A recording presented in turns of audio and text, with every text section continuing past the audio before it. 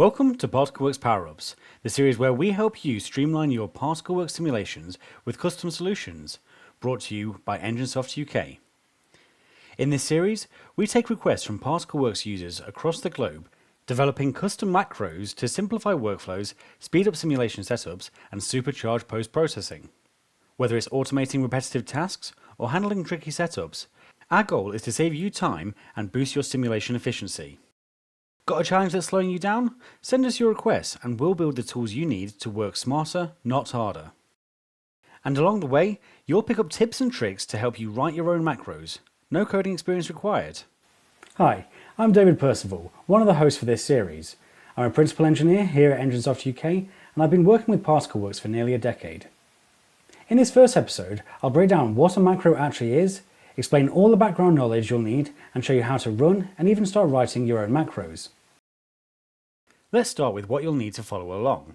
First, make sure you're using Particleworks version 8.0.0 or later. Particleworks macros use the built-in Application Programming Interface, or API, which is written in Python. Although the API was available in earlier versions, the ability to run scripts directly in the GUI was only introduced in version 8. It's also helpful to have a third-party Python console. While this is not strictly necessary, you can write Python code in any basic text editor. A dedicated console helps by highlighting errors and offering autocomplete suggestions. A quick note on compatibility. Particleworks version 8.1.0 supports Python up to version 3.10. Be sure to save your files using this version or an older one to avoid issues.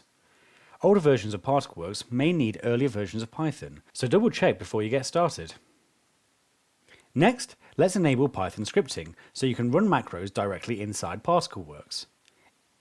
It's simple, just open the Tools drop-down menu, go to Settings, and under Python scripting, set the option to Default.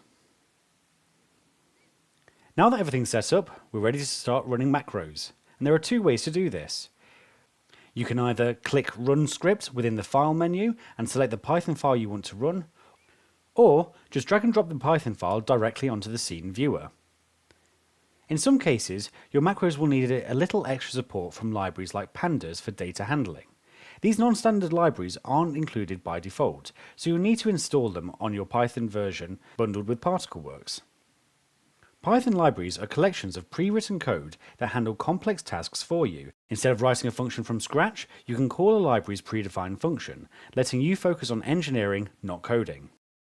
To install a library, first, navigate to the folder where Particleworks stores its built-in Python installation. By default, you'll find this in the Prometec folder on your C drive. Open the version of Particleworks that you're using, go to the OPT folder, and then into the Python folder within that directory. In the address bar, type cmd and press enter. This will open a command prompt window directly in that folder. Use the following command to install any library: python.exe -m pip install and then the name of the library. For example, to install pandas, just type the command you see on your screen now. And that's it. Your library is now ready to use in Particleworks. Keep in mind, each version of Particleworks has its own Python installation, so you'll need to install libraries separately for each version you use. With the setup complete, let's talk about what a macro actually is. In simple terms, a macro is a short script designed to automate repetitive tasks or handle complex setups for you. Rather than manually clicking through the same setup steps repeatedly, a macro does it all within a single command, saving time and reducing errors. Think of it as your own custom-built shortcut for Particleworks. As a starting point, let's write a simple macro that automatically enables render as solid for all polygons within a scene.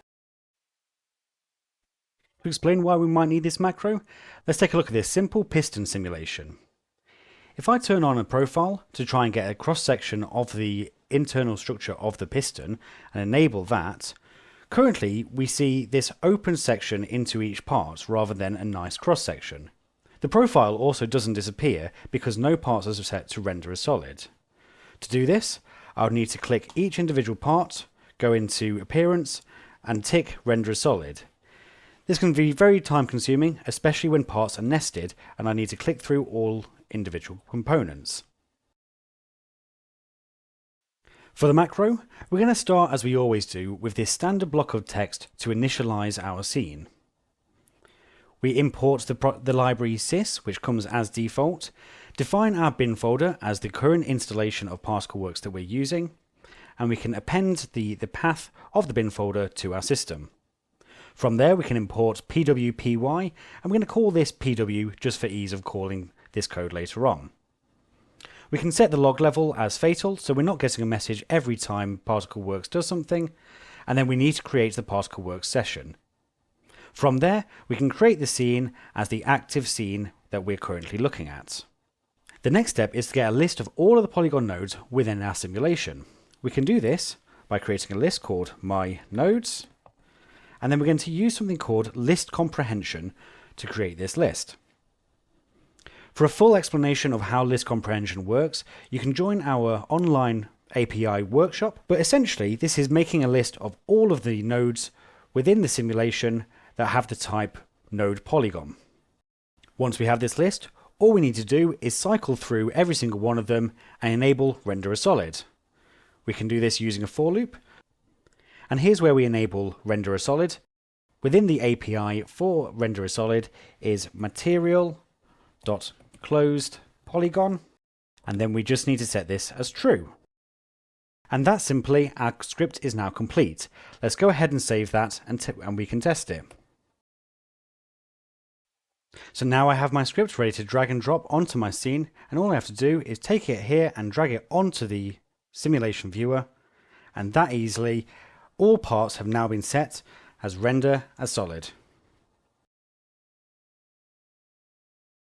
If you have a problem you'd like our help with, our contact details are on screen now and in the description below.